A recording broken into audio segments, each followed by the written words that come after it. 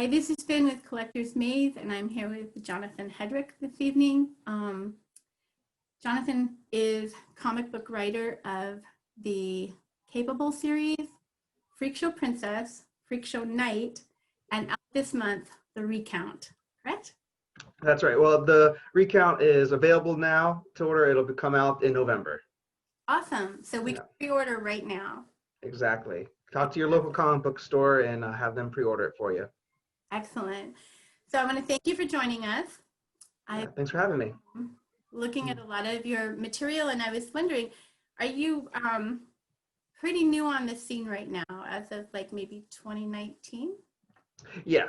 My first book, Freakshow Princess, that came out October of last year. So I've been writing comics for about a year and a half, but I haven't had like a tangible comic book for a full year yet. But I'm close to it. Yeah, absolutely. Yeah. So how long have you wanted to be a comic book writer? Oh wow, as long as I could remember. I've always had the writer in me. I excelled further in that subject in school, and um, my teachers in high school told me, to put more, uh, you know, put more interest into that subject, as much as I didn't want to. But it just came naturally to me, and I like comic books ever since picking them up from the spinner rack at the grocery store, and then Yeah, slowly being more interested in them as I could appreciate the storytelling, more so than just what the fancy art was on the cover. Um, right. and then they've grown to be such a form of a medium that is so underrated, and you can tell so many great stories through them, and find so many stories that it's endless. So Right. yeah, I'm very thankful that I could put a tiny little sliver mark on that, you know, that industry. Well, so when you were going to the spinner racks and everything, what was your Mhm. inspiration? Like, what were the things that you were looking for? Well, I was a big Ninja Turtles fan. Growing up Okay. in the 90s, I was a 80s child, a 90s preteen, teen, and the Ninja Turtles animated series was awesome. And of course, the spinner rack didn't have the darker version of Right. the Ninja Turtles. It was the adaptations of the animated series, which was, all I needed. So that really was my introduction into that comic book format, reading it, from left to right and learning it that way. And that just kept on growing. As I progressed in age, I picked up more serious things. X-Men during that Mhm. time was kind of heavy for someone in the, preteens, teens Right. age, with Chris Claremont and those subject matters. But I still really wasn't taking it all in from all the different themes that were, the undertones that were put into those Mm-hmm. books. And looking back, I'm like, wow, this is some real serious stuff that was being honestly targeted to a younger audience. But now looking back, it's phenomenal, of course. Right. And so now, right now, who are some of the, if you go now and you pick up Yeah. some, what are you interested in? Oh, I really love Jeff Lemire. He's done things like Gideon Falls, which is a great run right now. Everything he does is phenomenal, and he's had a few stuff at DC's Black Label. What I really started enjoying from him was his Animal Man run on the New 52 when that came out several years back. And that was such a cool take. And then having to follow in the footsteps of Grant Morrison's Animal Man run, that was big shoes to fill. So yeah, Jeff Lemire, if he's doing something, I'm picking that up. I really like Donny Cates' run on Venom. That's a lot of fun for, a Nice. Yeah. superhero book. He's doing a lot of expanding that character from it being an anti-hero to growing that world. That's really impressive. Um, I really love Tom King's run on Batman and his maxi series for Mr. Miracle. Yeah. So there's just so many good comic books. I wish I had more time to read them all. I have 3 stacks back there that I need to get to. Right, exactly. Well, so then what actually led you to make the leap into writing, and then how did you get started with Scout? Yeah, so what really the big leap was live YouTube video I saw with a writer called Doug Wagner, and he writes a comic book called The Ride and another one called Plastic. And I asked him what would he recommend for someone who wants to get into writing comic books. Right. And his suggestion was just to make a comic book. And he explained that with modern technology, you can make a comic book without even leaving your house, because you could find someone on the other side of the country to be your artist, email them the Mhm. script, they'll email you the pages back, then you send it to a colorist in another country, or maybe it's all in the same county, who Right. knows, Right. but it can be done. So after that, I went online and started searching groups for people that were interested in making indie comic books. And I think like 3 days later, I found an artist, and Wow. he had already had experience in making them, and explained to me like the streamlined process of, you get 5 pages back from your pencils, inked, and you send them those 5 pages to your colorist. Right. So now your artist is doing pages 6 and 10, while your And you're colorist is doing 1 through 5. Yeah. So you're not nice. waiting for everything to get done, then you send the whole batch to everyone. So, Right. I mean, it works in theory. One little hiccup and things don't work out that smooth. But yeah, so I kind of caught the bug of making comic books. I really enjoyed that process. When I finally got that product in my hand, that creation, that I could actually flip through and give to other Right. people to read. Very Yeah, it was real. just, yeah, it was very real, and I was hooked. And I think before I was done with Freakshow Princess, I was already working on Capable, because I found an artist I really thought fit the style of that story. So that was in effect.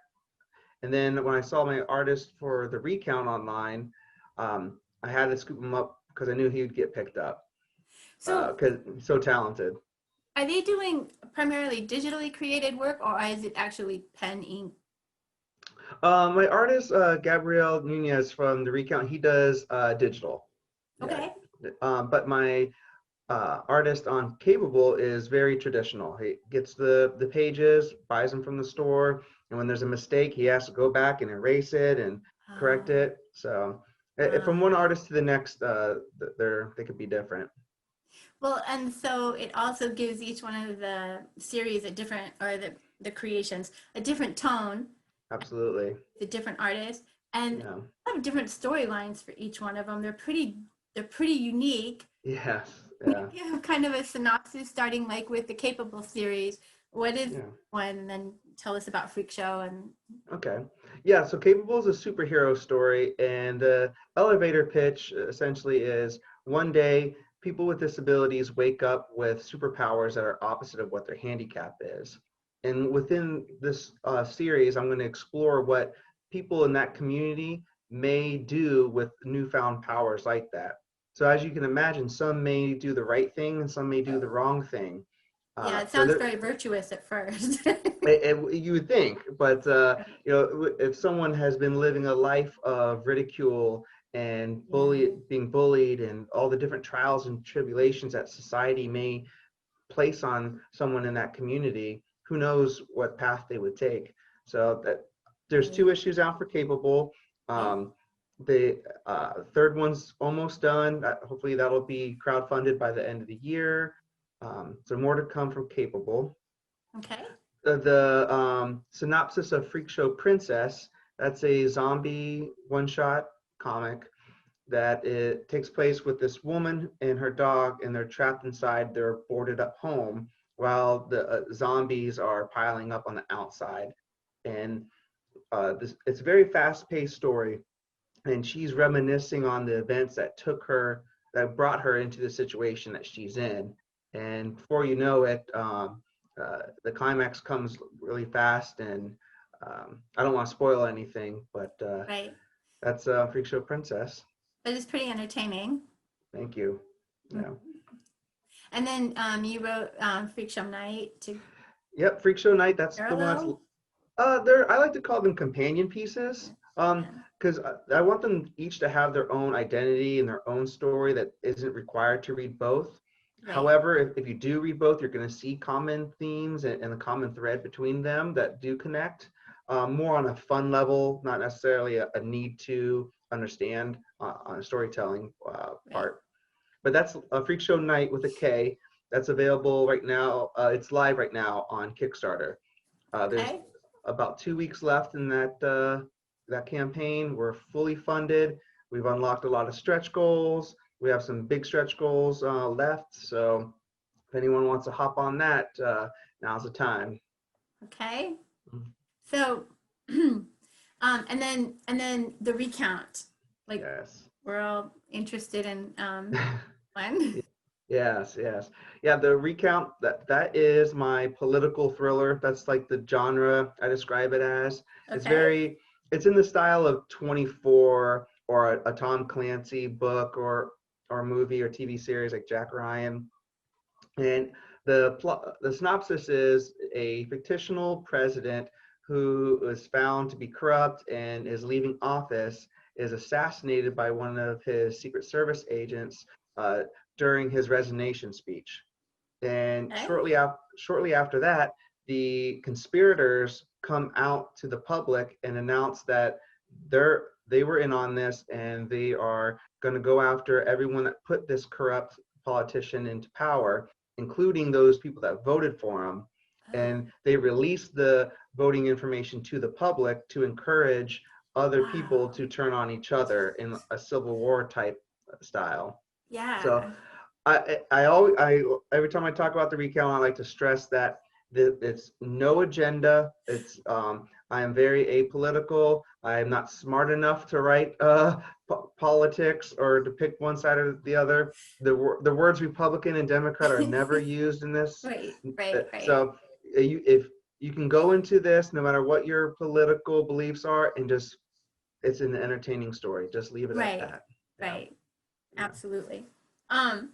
So okay. So right now on Kickstarter, you have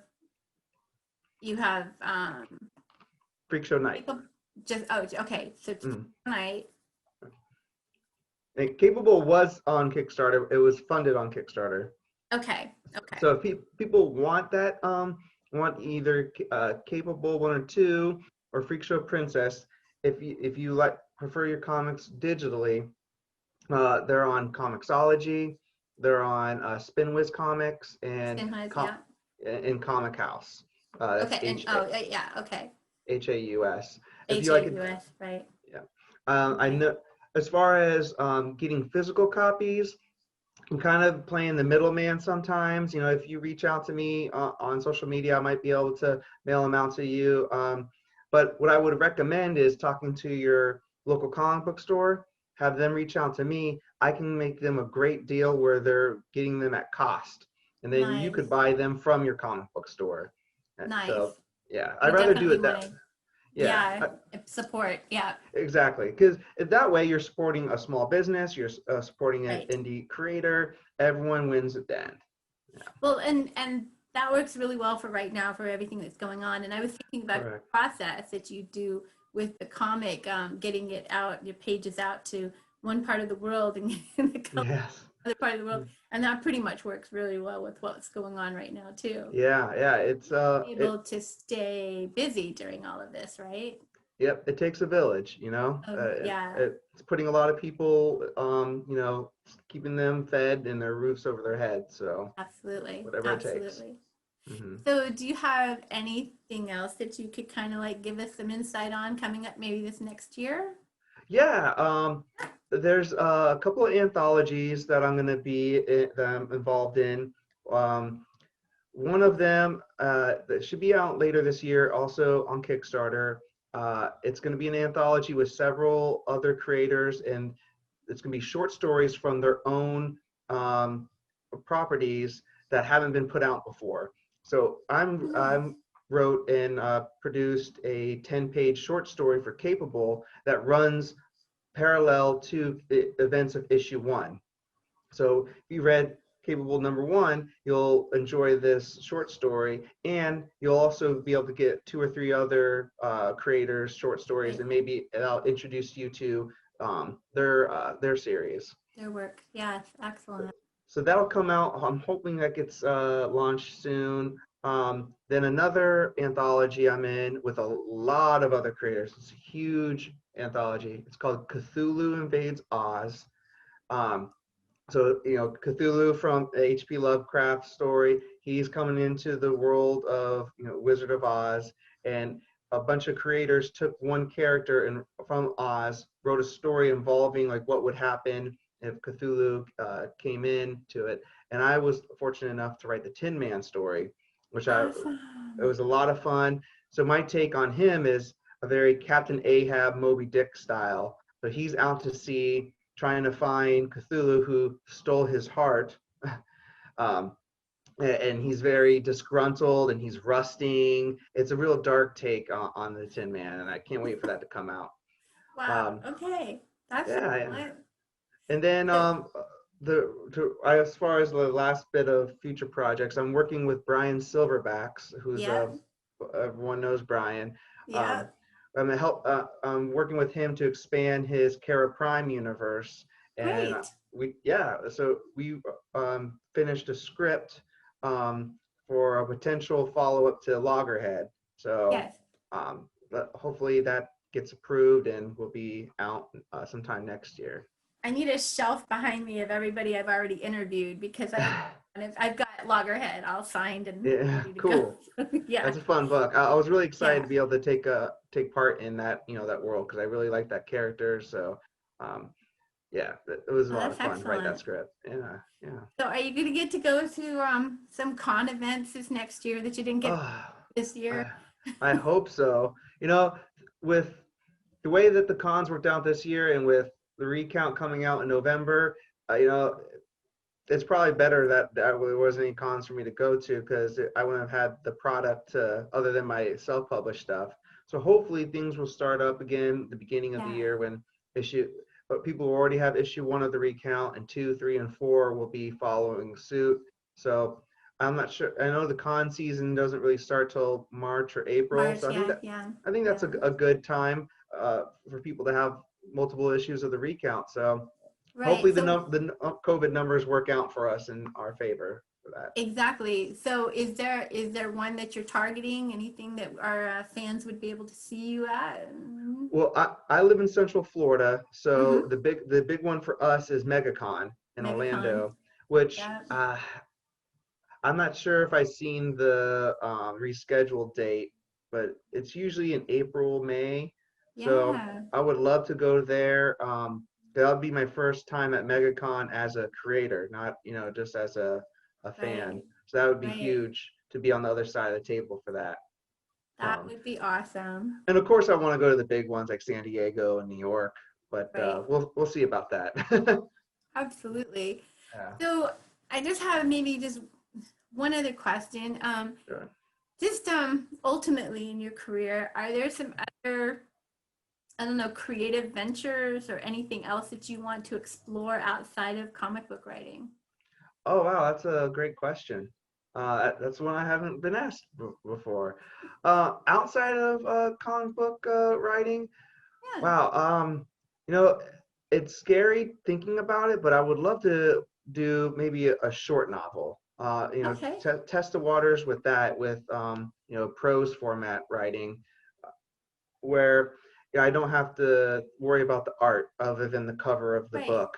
So Right. maybe down the road, maybe like a collection of short stories, because that's how I really started, was doing short stories, like less than 3,000 words. And Wow. Freakshow Princess was a short story that I wrote 10 years ago. So Okay. I remember picking up one of Joe Hill's short story collections before he had his bigger ones like Horns and Nosferatu, and that was really enjoyable. I think that would be something that fun to try to do. Well, and as you're putting together all these storylines and everything, and as you're going back and you're reevaluating some of your previous uh, um, inspirations and Mhm. depth of those, I'm sure that you're gaining that dimension that you would need to go ahead and go forward Yeah, with a whole yeah. novel. It's a craft that you're always practicing. So Right. Yeah. I wish that I could tell my sixth graders that. And now, Right. Yeah, it's hard to get things across at that age, right? they pretty much think everything is gold the first time. Oh yeah. Oh, this is perfect. Don't need to Mhm. edit it at all. Yeah. No, so okay, so this is wonderful. So I want to thank you so much for your time. Yeah. This has been with Jonathan Hedrick with new comic, The Recount, coming out in November. Please order it now. Go to your local bookstores and also ask for some of his other works and help us all out in this time of COVID. And you can see this and our other great interviews at collectorsmaze.com.